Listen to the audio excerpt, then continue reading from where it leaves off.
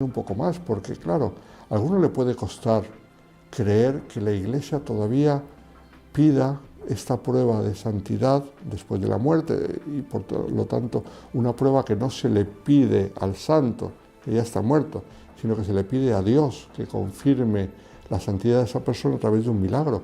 ¿Cómo la Iglesia puede recurrir a estas cosas que parecen medievales todavía? Y sin embargo no es así. Fijaos que la Iglesia tiene mucho cuidado con todo esto. Es muy exigente a la hora de probar posibles milagros. Por ejemplo, en el santuario de Lourdes, en Francia, como sabéis, donde van tantos enfermos pidiendo a la Virgen la curación, o si no, por lo menos la resignación y la paz en el corazón para llevar su enfermedad. Cada año se producen muchas curaciones, pero el comité de médicos del santuario de Lourdes es de una dureza grandísima a la hora de poder aprobar algún milagro, incluso posibles milagros, prodigios que a veces salen en los periódicos ocurridos en el santuario de Lourdes. Para que lo apruebe esta comisión de médicos que tiene el santuario, hace falta mucho. No son ligeros para nada a la hora de aprobarlo. ¿Y qué es lo que tienen que aprobar? Pues en el caso de una curación, y en esto nos sirve igual para las causas de los santos, ¿qué es lo que hay que aprobar? Pues hay que aprobar, en primer lugar, que la enfermedad era grave, era importante. No basta una enfermedad cualquiera de, ay, tenía un resfriado y se ha curado. No, eso no. Tiene que ser cosas de una cierta sustancia, de una cierta cualidad. Tienen que ser enfermedades, si no gravísimas que te vayas a morir, pero enfermedades importantes.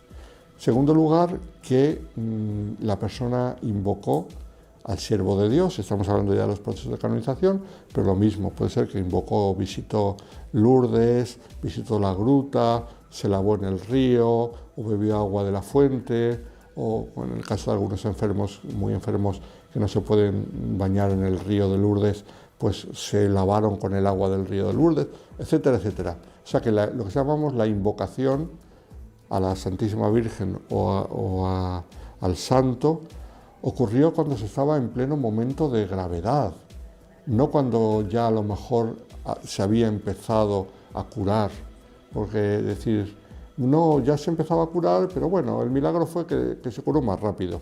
No, eso no vale, eso no se puede considerar milagro, se puede considerar una gracia de Dios, que dijeron que se iba a curar en 6 meses y se ha curado en 2 meses. Bueno, pues es una gracia de Dios, pero eso no es un milagro, si se han usado las terapias necesarias. No, tiene que estar el enfermo realmente enfermo.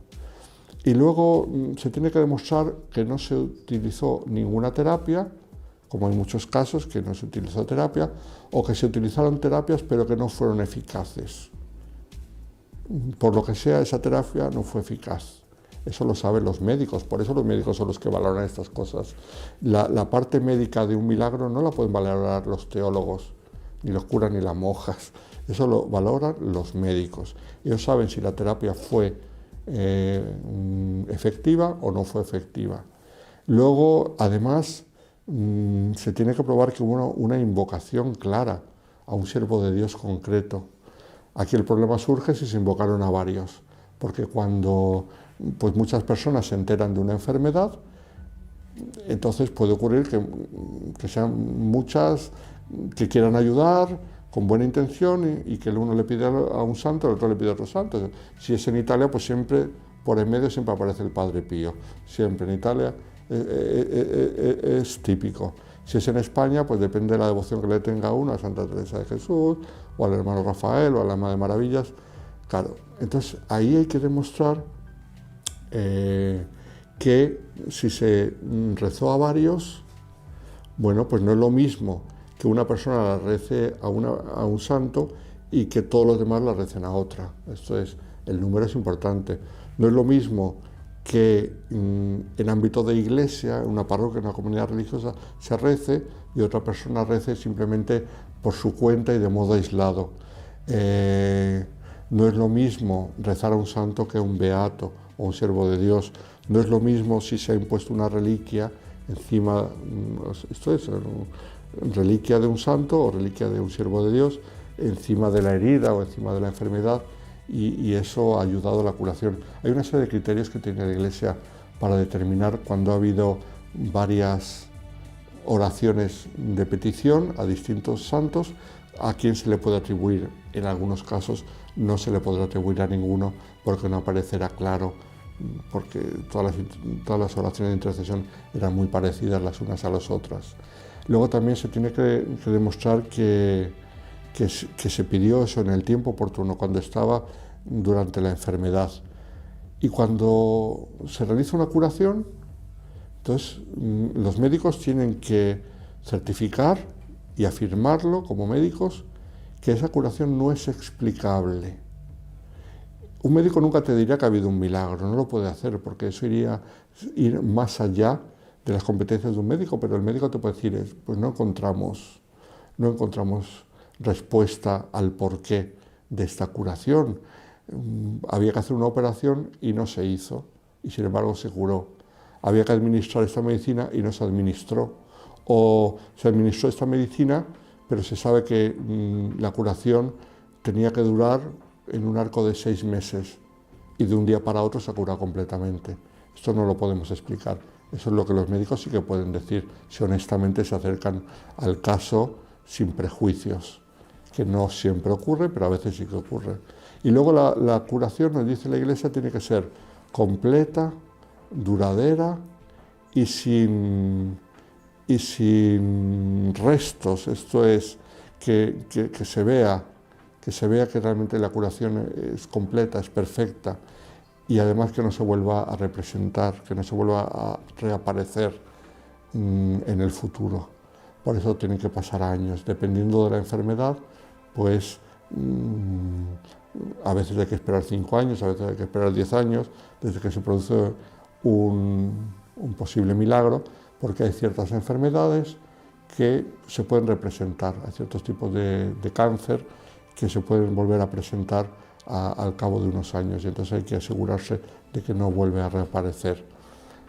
Todo esto para las curaciones, pero a veces no son curaciones. Cierto es que la mayoría de los milagros que se presentan a la Congregación de los Santos son curaciones, pongamos el 98%, pero siempre hay un 2% de casos que no son milagrosos.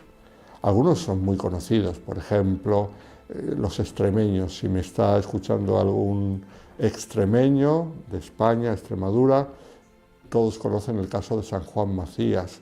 El caso de San Juan Macías, el milagro que le llevó a la canonización, fue un caso de multiplicación del arroz.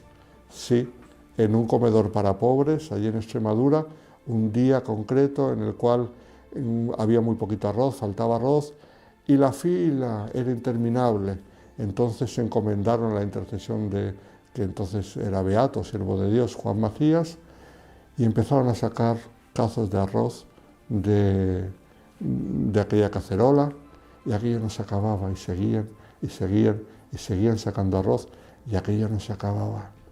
Y entonces no solamente comieron todos los que estaban, sino que sobró arroz en gran cantidad. En mucha más cantidad sobró arroz de la que al principio había. Pero esto no son historias de gente ingenua, esto no son cuentos de viejas, esto es real. Esto se probó con testigos directos en el proceso de canonización de San Juan Macías, y esto es lo que le llevó a la canonización, y otros casos por el estilo, para que veáis que no solamente hay casos de curaciones, pero también hay otro tipo de casos. Ciertamente son menos habituales. Hay otro tipo de casos que la Iglesia no los puede considerar para un proceso de canonización, que son los milagros espirituales o milagros morales. Esto es, que uno se ha convertido, que uno se ha empezado a tomar en serio el camino de la santidad, que uno ha abandonado su vida de pecado. Conversiones de este tipo, que a veces llaman mucho la atención, no se pueden considerar. ¿Por qué? Porque hay que demostrarlo de modo fehaciente, de modo físico.